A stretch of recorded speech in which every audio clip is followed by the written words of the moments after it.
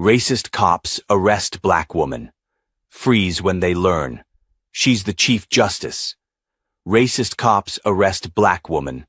Freeze when they learn. She's the Chief Justice. It was close to midnight when Simone Bellamy stepped out of the Baltimore Legal Aid Center, the city still humming with life despite the hour. She had stayed late, reviewing pro bono appeals for low-income families, something the Chief Justice of Maryland technically didn't have to do anymore. But Simone had never been the type to retreat behind marble walls and mahogany chambers, not when real people still bled under a broken system. Wearing dark jeans, sneakers, and a navy hoodie pulled tight against the cold, she looked like any other tired professional heading home after a long day. Her robe and gavel were miles away, locked inside her chambers at the state Supreme Courthouse. Her phone buzzed with a missed call from Elijah Marks, the state's special prosecutor and longtime friend. She smiled. He was probably checking on her again.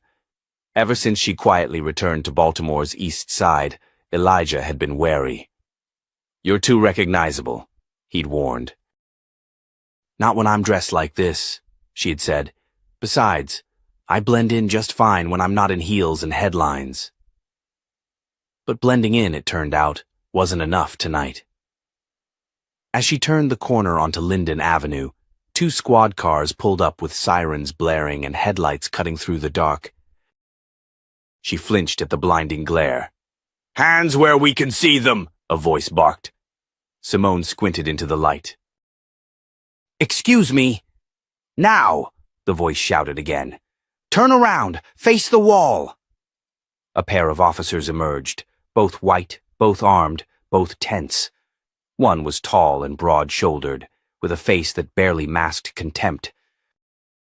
Officer Grant Maddox. The other, Officer Riley Boone, was younger but already wearing the arrogance of someone who believed the badge made him immune. Simone raised her hands slowly, calm but firm. "Officers, I think you're making a mistake." Maddox didn't hesitate. He grabbed her wrist roughly and shoved her toward the brick wall. "We got a call about a black woman casing parked cars in this neighborhood. You match the description." "I just came from—" she began, but Boone yanked her hoodie down, nearly choking her. "You got ID?" he asked sharply. "It's in my bag, inside my office." "Just a few blocks from here." Maddox scoffed. "How convenient. No ID, walking alone in a high theft zone." "That's strike 3. Simone looked him dead in the eyes. "You haven't even told me what I'm being accused of." "You don't get to ask questions," Maddox sneered, snapping a zip tie around her wrists. "You'll get answers at the precinct." As they shoved her into the back of the squad car, she caught the eye of a young man filming from his phone across the street.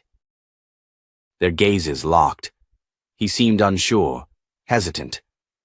"Keep recording," she mouthed, barely audible. The doors slammed shut. Inside the cruiser, Simone's heart pounded, not from fear, but from disbelief.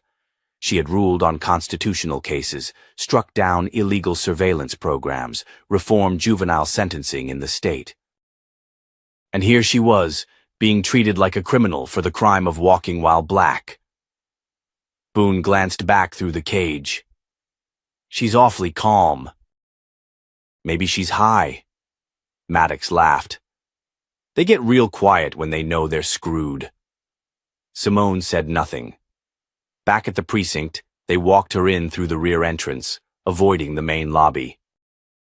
The desk sergeant barely looked up. The holding cells were mostly empty, except for a drunk man shouting nonsense from the far corner. "No phone call," Maddox told the sergeant. "She's being held pending verification." Simone's voice cut through the room. "I'd like to speak with my attorney." Maddox leaned in close, voice low and dripping with disdain. "You think dropping legal terms is gonna help you now?" "Lady, you're nothing but another name on paper tonight." Simone stared him down. "You have no idea who you're talking to." Boone scoffed. "Oh, we got ourselves a queen." They placed her in a windowless room, just a metal chair, a table, and a buzzing overhead light. The hours dragged, no water, no phone. Just silence and the sound of her breath, steady, controlled. In the observation room behind the two-way mirror, Officer Carla Jennings watched it all unfold. She was the only black officer on shift that night, and her gut twisted with every second Simone sat in that chair. There was something off. Simone didn't look confused. She looked deliberate. Focused. As if she were letting this happen. Jennings pulled up a chair next to Sergeant Collins, who was reviewing paperwork. "You run her prints yet?" "No match. No record." Jennings frowned. "And you're holding her why?" "Suspicion of attempted theft." "Based on?" Collins shrugged. Description matched. Maddox brought her in. You know how he is. Jennings stood. "That's the problem." Back in the interrogation room, Simone finally spoke again, this time calmly, directly to the surveillance camera in the corner. "My name is Simone Bellamy. I am Chief Justice of the Maryland State Supreme Court. Badge number 87304. You are violating both state and federal law by detaining me without due process. This recording will be admissible in court." Maddox stormed in seconds later, face flushed. "What kind of game are you playing?" "I don't play games," Simone replied evenly. "But I do write opinions on cases like unlawful detention and civil rights violations. Would you like me to cite a few precedents?" Boone followed behind, slamming a file on the table. "You're lying." "I don't need to lie." "You'll find out soon enough." At that moment, the precinct phone rang, then again, and again. The front desk officer called out, Sarge? Line 1 says it's the governor's office." Boone paled. Another officer appeared in the hallway. "We just got a call from the U.S. Marshal Service. They're asking for immediate release of a Simone Bellamy, Chief Justice." Maddox staggered back. Jennings was already moving. She burst into the room and unlocked Simone's cuffs. "Justice Bellamy," she said with visible shame. "I'm so sorry." Simone stood slowly, rubbing her wrists. "Not your fault, but now it's your responsibility." Boone tried to speak. "We didn't know. You didn't say anything." Simone turned to face him, her voice low and searing. "I shouldn't have to." The precinct fell silent. Outside, media had already gathered. Word had spread fast. The young man who filmed her arrest had posted the video. It had gone viral within 2 hours. Hashtags surged. Reporters yelled questions. Cameras flashed. Simone stepped out, flanked by Jennings and U.S. Marshals. Someone shouted, "Why didn't you tell them who you were?" She stopped at the top of the precinct steps. Because every black woman in this country deserves to walk free without needing a title to protect her. And with that, she walked down the steps into a sea of lights. But the real spotlight, the one she intended to shine, was just beginning to burn. By sunrise, the precinct where Simone Bellamy had been wrongfully detained was the center of a media firestorm. Every major outlet had caught wind of what had happened overnight. Footage of her being shoved into a squad car, hands zip-tied, hood down, played on a loop across morning broadcasts. Pundits were already dissecting it. Hashtags had taken over every social platform, and her face, still calm despite everything, was suddenly everywhere. But inside the walls of the state's justice system, the reaction was far less public and far more personal. In the governor's office, a tense closed-door meeting was underway. Governor Diane Walcott, a longtime ally of Simone's, stood beside a conference table stacked with folders, court records, and security transcripts. She didn't tell anyone who she was, Walcott muttered, pacing. She let herself be booked like a suspect. Across the table, Elijah Marks rubbed his temples. She didn't let it happen, Diane. She wanted it to. She baited the system. On purpose. Why? The governor snapped. Because she knew it would expose them. Elijah passed a thin file across the table. Inside were sealed records, previously confidential, now declassified under Simone's emergency judicial authority. The names of officers Grant Maddox and Riley Boone were listed multiple times, across excessive force complaints, false arrests, suppressed body cam footage. Each incident had been quietly buried or dismissed.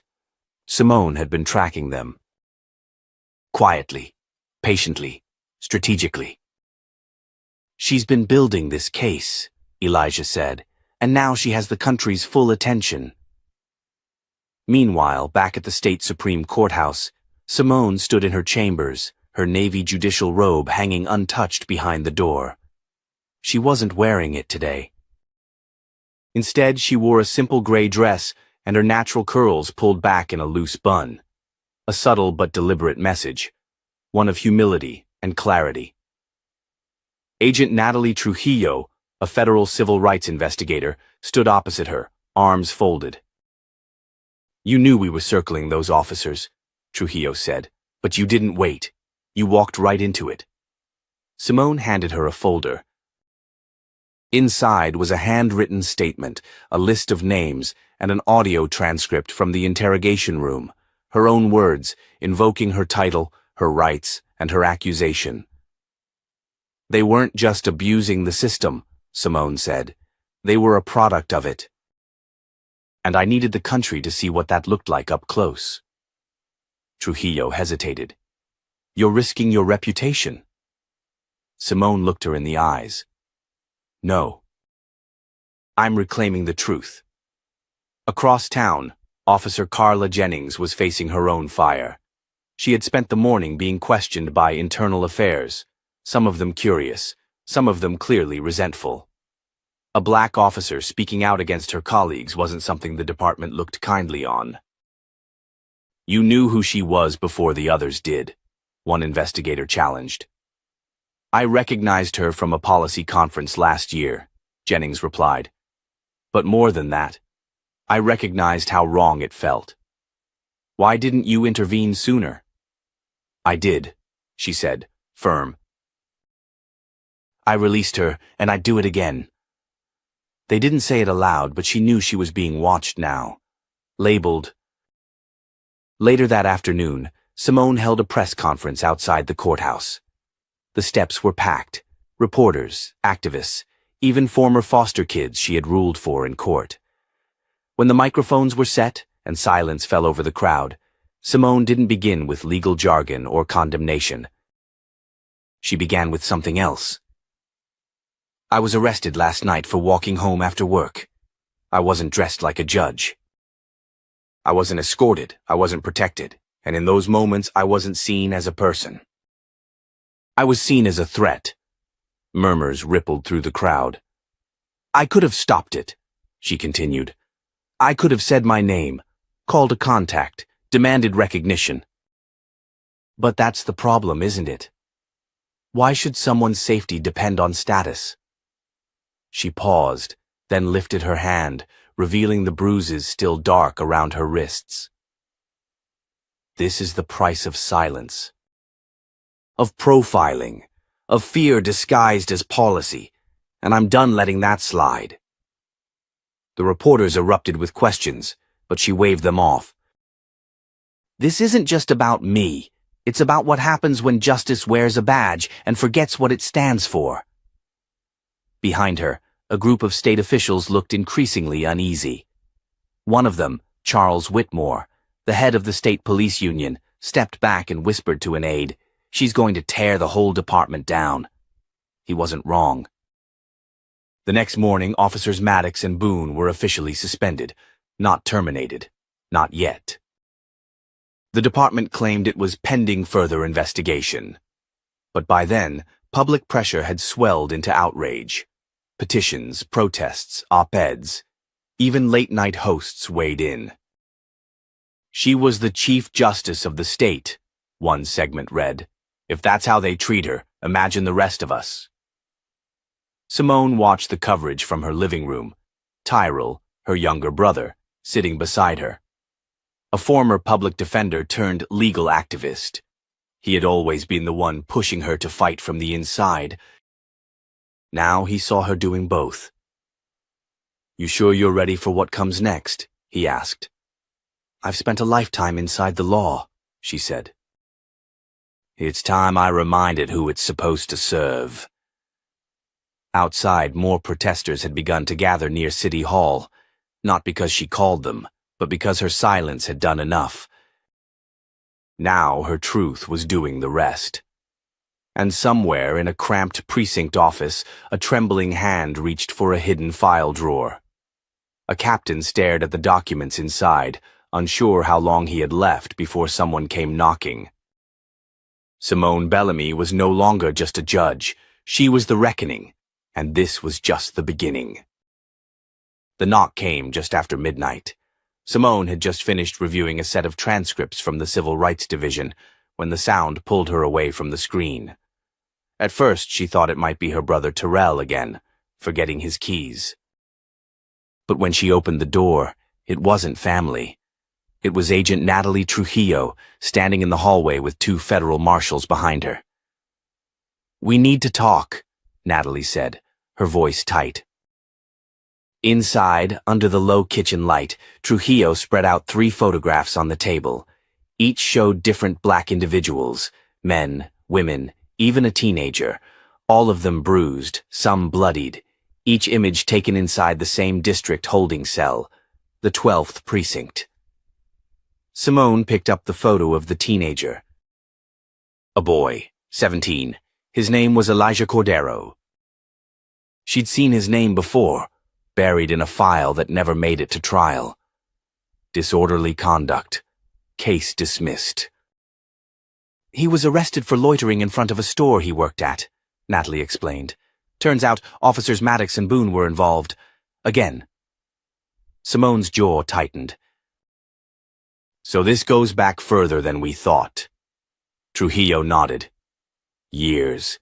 We believe they've been using unofficial detainment, off-the-record bookings that never make it to court. No charges, just trauma. And now? Now we have a witness, someone who worked in booking, a clerk named Jonah Perez. He came forward after your arrest went viral, said he was threatened to stay quiet, said there's a logbook hidden. With names they never meant to record." Simone exhaled slowly, trying to keep the fury from cracking through her voice. "Where is Jonah now?" "In protective custody, but he's agreed to speak under sealed deposition." Simone stood and paced, the memory of her own cuffs still raw around her wrists. "If we expose this, we're not just talking about excessive force. This is conspiracy, illegal detainment, institutional cover-up." Trujillo met her eyes. "And it won't just be Maddox and Boone. It'll bring in the precinct captain. Maybe higher." For a long moment, Simone said nothing. Then finally she nodded. "I want to hear his deposition myself." The next day, inside a secured conference room in the federal building downtown, Jonah Perez sat with shaking hands and a legal pad filled with notes. A wiry man in his mid-30s, he looked like someone who hadn't slept in days. His voice cracked as he spoke. "They used a red marker," he began. "Every time someone came in they didn't want logged, they'd mark it with a red X in the corner of the holding sheet. Those names were never entered into the digital system. It was invisible processing. If someone asked, they'd say the person never came in." Simone leaned forward. "How many names?" Jonah swallowed. "At least 200. Maybe more." Her blood ran cold. "They told me if I talked I'd lose my job, or worse." "You did the right thing now," she said softly. But in her mind, she was already calculating how far this went. How many children like Elijah Cordero? How many adults with charges that never existed? That afternoon, she walked into the State Judiciary Oversight Board unannounced. The marble halls, once a place of professional distance, now felt like a battlefield. People stepped aside as she passed, whispering. Inside the boardroom, 5 members sat behind a long, polished desk. Some she knew well, others she'd clashed with. At the head sat Chancellor Robert Malloy, a man who had once called Simone overly passionate in a public interview. "Justice Bellamy," he greeted with wary politeness. "We weren't expecting you." Simone placed a thick file on the table, filled with photos, transcripts, booking logs, and a signed affidavit from Jonah Perez. "You are now," she said. She laid out the pattern, case by case. Illegal detentions. Unreported arrests. A shadow system targeting young black and brown citizens, many of whom had no criminal records. When she finished, there was silence. Then Malloy cleared his throat. "You're asking us to open an emergency hearing against active officers, based on evidence that's still being verified." "No," Simone said. "I'm telling you. I'm invoking Article 14, Emergency Judicial Authority. I have the right to petition for immediate suspension pending investigation. And I am." Another member spoke. "That article hasn't been used in over 20 years. Then it's overdue." By evening, word had leaked. Simone Bellamy had filed for emergency suspension of multiple officers, naming not only Maddox and Boone, but their captain and 3 others. The governor's office issued a statement of support. Civil rights organizations lit up with praise. But not everyone was pleased. Inside the 12th precinct, Captain Walter Shaw watched the news with a scowl. He slammed his hand down on the desk. "She's going to burn the whole house down," he growled. One of his lieutenants tried to calm him. "It's just political noise. It'll blow over." "No, it won't," Shaw snapped. "Not if she finds the tapes." The lieutenant hesitated. "You said they were wiped." "Not all of them." For the first time in years, Walter Shaw felt fear creeping in. He'd been too confident, too used to silence. But Simone wasn't just loud. She was relentless. Back in her home, Simone sat with Tyrell, the night quiet, except for the occasional honk from a distant street. "You sure you want to go this far?" he asked. "This isn't just courtroom strategy anymore." "You're declaring war." She stared at the red marker logbook in her lap. "No," she replied. "I'm ending one." He reached across and gripped her hand. "Then let's end it right." Simone nodded, because what started as a wrongful arrest had now uncovered something darker, deeper, and far more dangerous. But she wasn't backing down. She was just getting started. The press conference was scheduled for 10 a.m. sharp. By 9:45, the marble steps of the Georgia State Justice Center were flooded with reporters, civil rights activists, and community leaders. Every camera was pointed toward the podium, every microphone angled to catch a soundbite. They weren't just here for headlines. They were here to witness the moment the most powerful judicial figure in the state stood her ground against the very system that tried to silence her. Simone Bellamy adjusted the cuffs of her blazer as she stood behind the curtain, breathing deep. Her heart thudded loud in her ears, but her face remained unreadable. On the surface, she looked every bit the poised Chief Justice. But inside, she was still carrying the weight of a little girl whose father was once pulled from their car at gunpoint for a broken tail light. Natalie Trujillo appeared at her side. "You sure you want to say all this publicly? Once it's out there, there's no walking it back." "I don't want to walk it back," Simone said, steady. "I want it to run straight through every corner of that system and set fire to the parts that need burning." Natalie gave a small, grim smile. Then burn it right. The doors opened. The crowd hushed. Cameras clicked. Simone stepped to the microphone. My name is Simone Bellamy. I am the Chief Justice of the Georgia State Supreme Court. I was unlawfully arrested last week by 2 officers operating under a pattern of racially motivated misconduct. What happened to me is not rare. What is rare is that they picked the wrong black woman this time. The crowd murmured. I'm here not just for myself, but for every voice that was ignored, every child that was labeled aggressive, every parent who told the truth and was punished for it. I am invoking my authority as Chief Justice to open an emergency statewide judicial review into patterns of unlawful arrests, falsified records, and systemic suppression. The gasps weren't just for show. The reporters knew this wasn't politics. This was war. As she stepped away from the podium, reporters called out, Justice Bellamy, do you have proof of this pattern? I do, she said, turning briefly. And it's already in the hands of the Department of Justice. Meanwhile, in a conference room 5 floors above, Captain Walter Shaw was watching the live stream with his attorneys and a state PR handler sweating bullets beside him. She's bluffing, the PR rep muttered. No, she's not, Shaw growled. She has something. She's making a move. Just then, his phone buzzed. A message from an unknown number. There's footage, and someone's about to leak it. Shaw's hand went cold. Later that afternoon, Simone met with U.S. Attorney David Strickland and a panel from the DOJ's Civil Rights Division. She handed over a sealed drive containing over 4 hours of damning evidence, Jonah Perez's hidden files, unlogged arrest sheets, and surveillance footage that wasn't supposed to exist.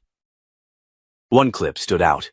A grainy video, time-stamped from 11 months prior, showed Officer Maddox slamming a teenage boy, barely 15, against a squad car. Boone stood beside him, laughing. The boy cried out that he hadn't done anything. His voice was hoarse from pleading.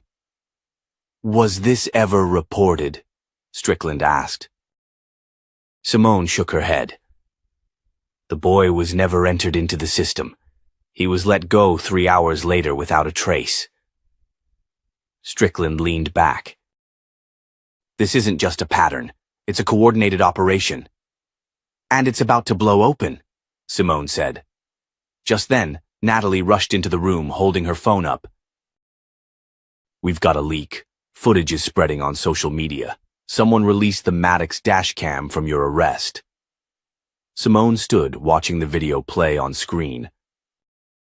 It showed Maddox ignoring her ID, refusing to check her credentials, mocking her composure, then using excessive force as he dragged her from the car. The audio was clear.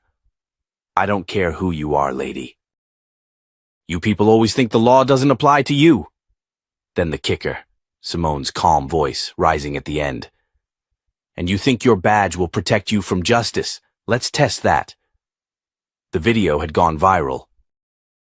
By evening, Justice for Simone was trending nationwide. Civil rights attorneys called for the immediate resignation of officers Maddox and Boone.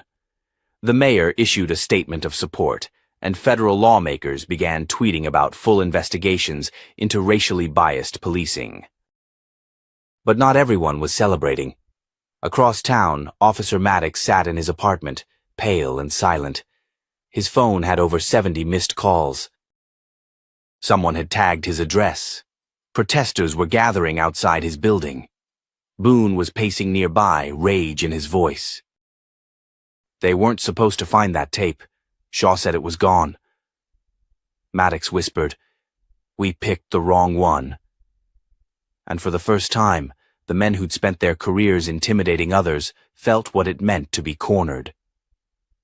Back at Simone's home, her brother Tyrell stood at the stove, cooking in silence. Simone entered and leaned against the doorframe. I saw what you said on TV, he murmured. Dad would have been proud. She nodded, voice soft. I'm doing this for him, and for every black man who never made it home because someone decided they looked guilty. Terrell stirred the pot. You going back to court tomorrow? I'm going to the FBI. Then I'm meeting with the Judicial Disciplinary Review Board. If we're going to fix this, it's got to start from the top. He turned to her, brow furrowed. You scared? Simone considered the question, then shook her head. I was scared the night they cuffed me, but fear doesn't live here anymore. Not in me. Not in this house. As she stepped away, Tyrell watched her go, pride in his eyes. Simone wasn't just fighting back. She was rebuilding justice with her own hands, brick by brick, truth by truth. And every lie that had once protected the powerful was now standing in the open, waiting to be judged. The morning air outside the Federal District Court in downtown Atlanta was unusually still, but inside, a storm was brewing. Simone Bellamy stood in the hallway with her attorney Natalie Trujillo, flanked by 2 U.S. Marshals. Every step echoed. Every glance followed her like the weight of 1,000 expectations pressing on her shoulders.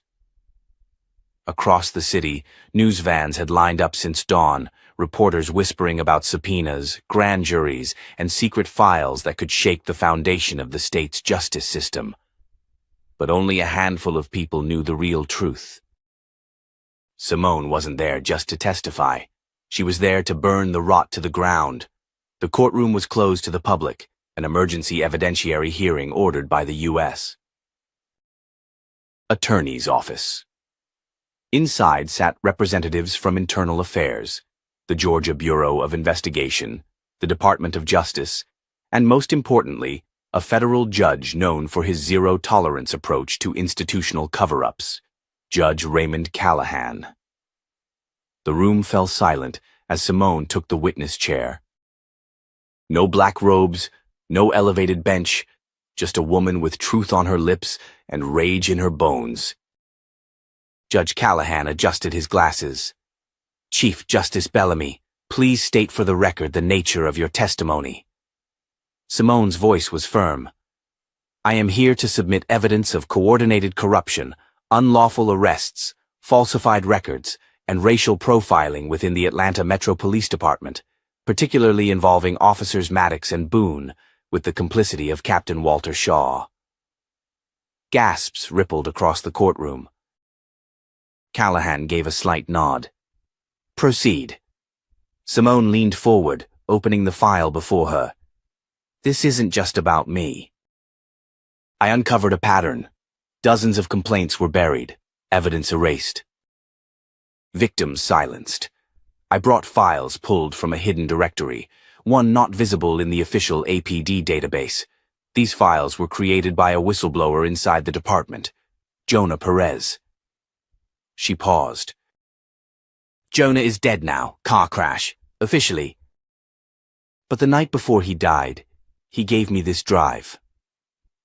Natalie stood and handed a copy to the court clerk.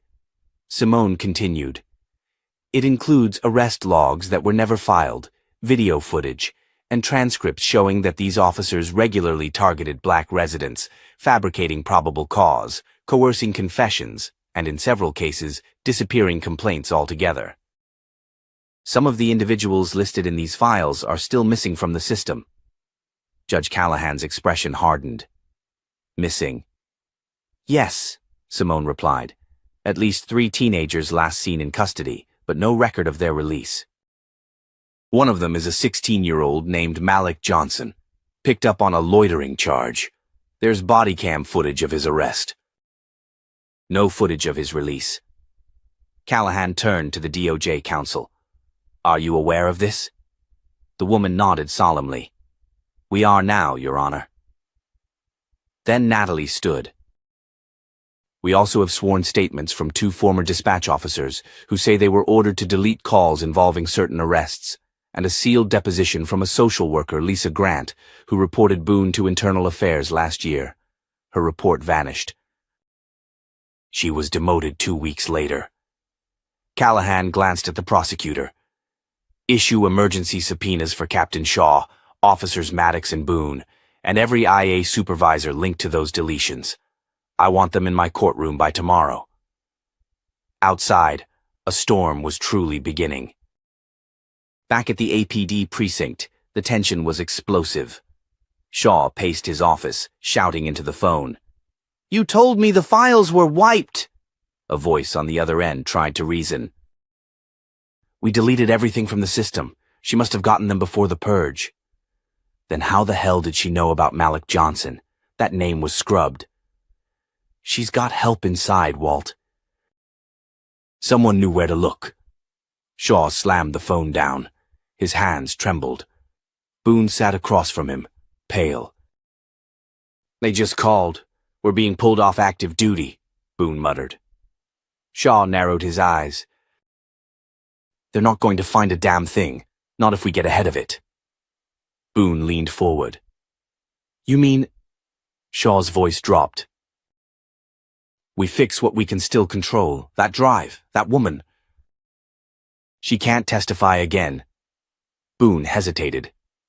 "You want to threaten the Chief Justice of the state?" "She's not wearing the robe now. She's just a woman who pissed off the wrong people." But they didn't know that Simone had already anticipated this. That night, as she sat by her kitchen window, Natalie placed a burner phone in front of her. "Marshals are setting up a decoy route. You'll take a different vehicle tomorrow." "No one besides us will know where you're going." Simone nodded. "They'll come for me. I know." Natalie gave a tired smile. Then let them come. They're the ones in the dark now." Meanwhile, across town, Terrell Bellamy sat in the shadows of his old community boxing gym. He was watching an old surveillance feed Simone had sent him. The camera was grainy, but the audio was clear. It captured Maddox laughing as he shoved a boy into the back of a patrol car. "You think he even knows his name?" "They're all the same. No one's gonna miss him." Tyrell clenched his fists. That boy was Tyrell's godson. That file had been buried, but now it was out. Later that night, a masked figure sprayed red paint across the APD sign downtown.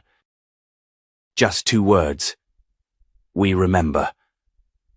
At dawn, as Simone prepared for her next testimony, her phone buzzed. A text message from a blocked number. "You should have stayed quiet. Now you're next." She stared at it for a long moment, then deleted it without flinching. Because they still didn't get it. She was never the one who needed protecting. She was the reckoning they never saw coming. And tomorrow, when they sat across from her in court, their uniforms wouldn't be shields. They'd be evidence. The hallway outside courtroom 14C was unusually quiet for a federal building about to detonate with truth. Simone Bellamy walked slowly down the corridor, flanked by 2 U.S. Marshals and her attorney, Natalie Trujillo. Her heels tapped against the floor like a ticking clock. Her calm exterior masked the storm boiling underneath. Behind her, a chain reaction had already begun. The files submitted in the last hearing had sparked a multi-agency task force. Internal affairs officers were suspended, federal subpoenas had gone out, and the officers who once dragged her into a police cruiser in handcuffs. They were now the ones about to stand trial. But something still didn't sit right. Simone paused at the courtroom door. "They're going to deny everything, you know," she murmured. Natalie gave a small nod. "Let them. You've already done the hard part. You exposed the lie." Inside the courtroom, Judge Callahan sat waiting, sharp-eyed and poised. The room was filled with federal agents, investigators, media lawyers, and observers. At the defense table, Officer Maddox sat in uniform, his face pale and tight. Beside him was Boone, eyes darting. Captain Walter Shaw hadn't shown up yet. That was the first red flag. Simone took her seat behind the prosecution. Agent Lena Price from the DOJ approached the bench. "Your Honor, We have just received notice that Captain Shaw failed to report to holding this morning. His home surveillance system was disabled at 3:14 a.m., and his vehicle tracker was manually removed. We have reason to believe he fled the state. The judge didn't blink. Issue a federal warrant. Alert Border Patrol and TSA. Maddox's attorney immediately stood. My client had no knowledge of Shaw's intentions. He has been fully cooperative and remains in the city as required. Simone leaned toward Natalie, voice low. They're going to spin it. Say Shaw acted alone. Natalie didn't take her eyes off the bench. Let them try. Agent Price continued, now projecting onto a screen. Your Honor, this footage was recovered from Officer Boone's personal cloud storage, dated 3 months before Ms. Bellamy's wrongful arrest.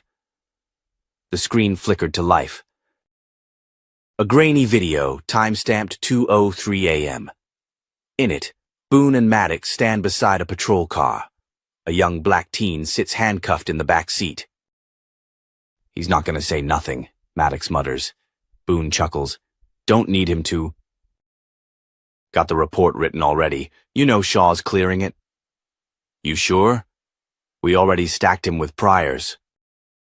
Kid talks, we're cooked. Who's gonna listen to a kid from Glenmore? He's got no lawyer, no people. He's just another name in the file. The courtroom was dead silent. Judge Callahan's gavel cracked once. That's enough. Boone shifted in his seat, sweating now. Maddox went stone still. Simone stood. Your Honor, I would like to submit a statement. He nodded. Proceed. She turned to face the room, not the judge. Not the cameras, the room. There are people in this city who never get to speak. Their names don't trend, their stories don't get televised, but they exist. And they matter. That boy in the video, his name was Elijah Carr. He was 17. He was arrested 6 times in 1 year without charges sticking, and now he's missing. No exit records, no transfer logs. His mother died thinking he ran away. She paused. He didn't run. He was disappeared, buried under paperwork and protected lies. From the gallery, someone gasped softly. People like Boone and Maddox didn't just abuse their badges, they weaponized them, and they did it because they believed the system would protect them more than the law would protect the people. Boone finally snapped. He shot up from his seat. This is insane. I was following orders. Shaw was the one pulling strings. Judge Callahan banged the gavel. Mr. Boone, sit down. No. You want the truth? Fine. Shaw had a list. Names, targets. He said they were problem communities. Said we had to keep numbers up. Keep the courts fed. He even said Bellamy was dangerous before she ever walked into that diner. Simone's eyes narrowed. Say that again. Boone looked at her, his jaw clenched. Shaw knew who you were, said you were a threat, said if we could scare you, maybe you'd back off whatever you were digging into. Natalie's voice cut in sharply. So it was premeditated. Boone nodded. Shaw planned the whole thing. The arrest. The story. Even had a judge lined up to misfile your complaint. The courtroom exploded in murmurs. Simone felt a cold shiver run down her spine. Judge Callahan called for order. Mr. Boone, you will remain in custody pending formal charges. Officer Maddox, you are now under criminal investigation for obstruction, conspiracy, and civil rights violations. Maddox's mouth dropped open. But I stayed quiet. I didn't even touch. That's exactly the problem, the judge said coldly. You let it happen. Outside, the press was already in chaos. Simone exited the courthouse surrounded by U.S. Marshals, flashbulbs erupting. Reporters shouted questions about the missing captain, about the files, about the now confirmed conspiracy inside the APD. But she didn't stop. Not yet. She stepped into the back of the waiting car, letting the door shut behind her. Only then did she finally breathe. Natalie looked over. You okay? Simone stared straight ahead. No, but I will be. Because now she wasn't just fighting back. She was winning. The U.S. Attorney's office in Atlanta was buzzing like a hornet's nest. Phones rang constantly, faxes flew in by the minute, and agents huddled around monitors glowing with federal warrants and flagged surveillance data. But in a quiet conference room on the top floor, Simone Bellamy sat alone at the head of a long oak table, her hands folded, her mind sharp. Across from her, Agent Lena Price stood reviewing a sealed folder marked Urgent. We found him, Lena said. Simone didn't react at first. She only blinked once. Where? Shaw crossed into Louisiana at 3:47 a.m. using an alias, Devin Keller. We tracked his burner phone to a small town outside Baton Rouge. He's holed up at a cabin owned by a retired APD officer. Local marshals are coordinating now. Simone stared at the folder, then lifted her eyes to meet Lena's. And what's the DOJ's move? We wait. Once he's in custody, we'll issue a national press release and move forward with the racketeering charges. Simone stood. No. Lena raised an eyebrow. Excuse me? Simone's voice was steady. You don't wait on people like Shaw. You show the public the truth in real time. Every delay gives them room to rewrite the story. You want to go public today? I want to make sure the world sees this story before someone else distorts it. Lena hesitated, then nodded. Understood, but there's one more thing. She slid a photo across the table. It was a young man. Brown skin, deep-set eyes. The expression on his face was somewhere between cautious and defeated. His name's Elijah Carr. He was one of Shaw's earliest targets. Disappeared last year. Guess what? We found him. Simone's chest tightened. He was being held at an unlicensed rehab facility under a fake court order. The place is funded through a charity linked to Shaw's wife. It's essentially a modern-day detention center for kids they wanted to silence. Simone's fingers curled into fists. He's okay? Lena nodded. Malnourished. Terrified, but alive, and he remembers everything. He wants to testify.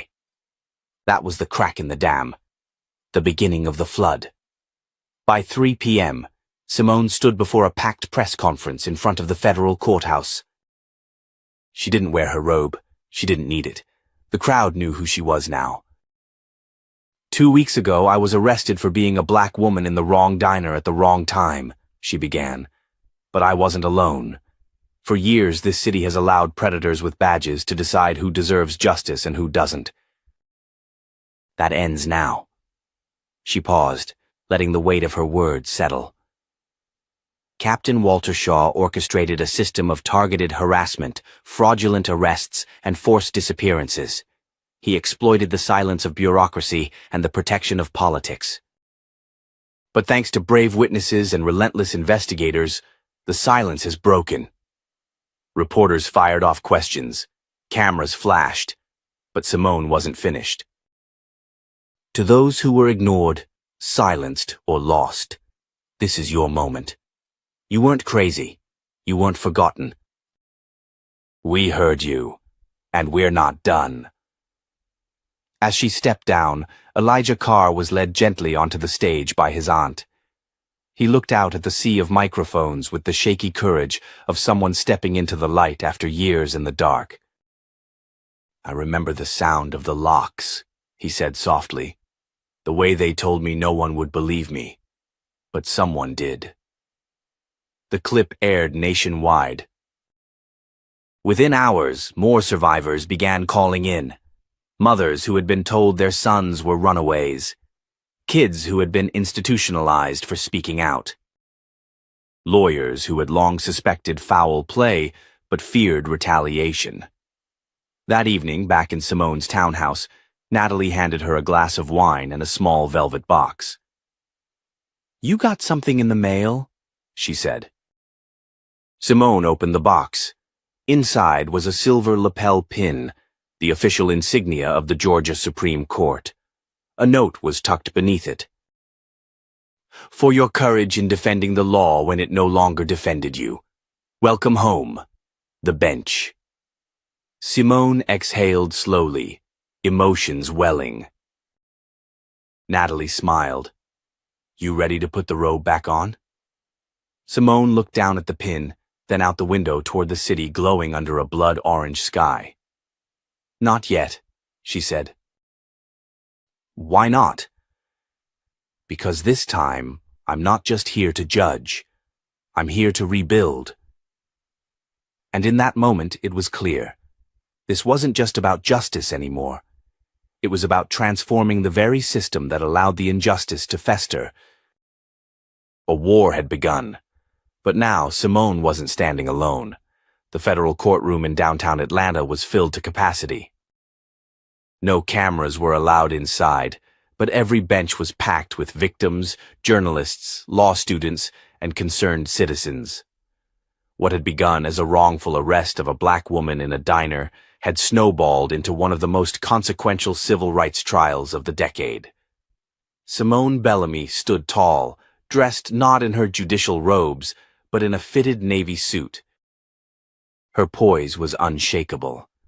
To her left sat Elijah Carr, now healthier and more grounded, flanked by his aunt and two child advocates. Across the aisle, Captain Walter Shaw sat stiff, his eyes sunken, his jaw clenched. The confidence he once wore like armor had cracked. His defense attorney whispered frantically in his ear as the judge entered. U.S. District Judge Marin Locke called the court to order.